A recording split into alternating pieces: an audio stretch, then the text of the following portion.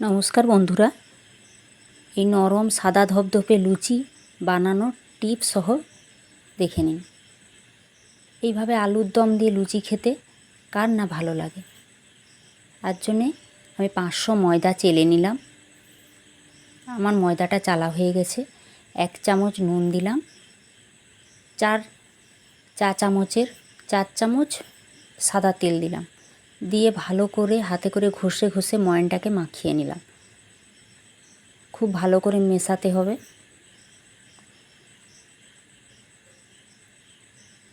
এইভাবে আমার ভালো করে ময়ানটা মাখানো হয়ে এলো। এইভাবে গড়া করে দেখবে আমার গড়ার ডেলা পাকিয়ে যাচ্ছে, তাহলেই ঠিকঠাক মাখানো হয়েছে। আমি 1 চামচ চিনি দিলাম, তাই একটু উষ্ণ গরম জল দিয়ে চিনিটাকে মিশিয়ে ওর সঙ্গে দিলাম। উষ্ণ গরম জল অল্প অল্প করে দিয়ে আমি মাখালাম।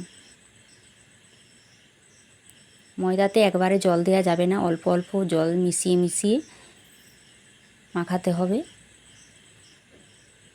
এভাবে ভালো করে মাখিয়ে আমি 10 মিনিট ঢাকা দিয়ে রেখে দিলাম। 10 মিনিট পর এইভাবে লেচি কেটে কেটে আমি হাতে করে চাপ দিয়ে এরকম পাকিয়ে নিলাম। একটু তেল দিয়ে লেচিতে এইভাবে চাপ দিয়ে দিয়ে বেলে নিলাম। বেশি চাপ দেওয়া যাবে না, হালকাভাবে চাপ দিয়ে বেলে নিতে হবে। এইভাবে প্রত্যেকটা লেচিকে আমি বেলে নিলাম।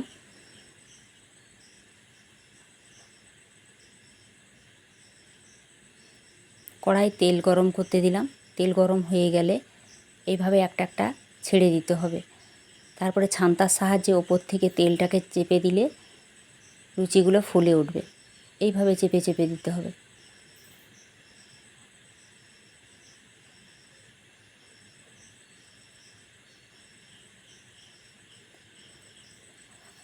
এইভাবে আমি প্রত্যেকটা লুচিকে ভেজে নিলাম। দেখুন কেমন সাদা ধপধপে লুচি হয়েছে। তার সঙ্গে আলুর দম